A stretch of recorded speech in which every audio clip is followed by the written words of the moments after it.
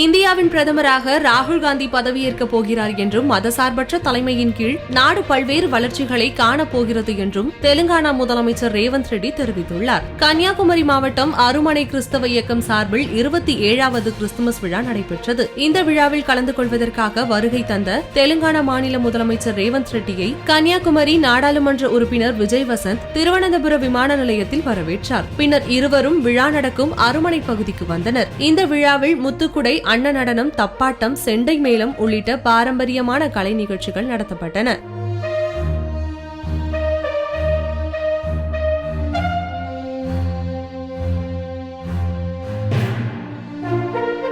Christmas தாத்தா, ராட்சத பொம்மலாட்டம் போன்றவையும் கண்களை கவர்ந்தன.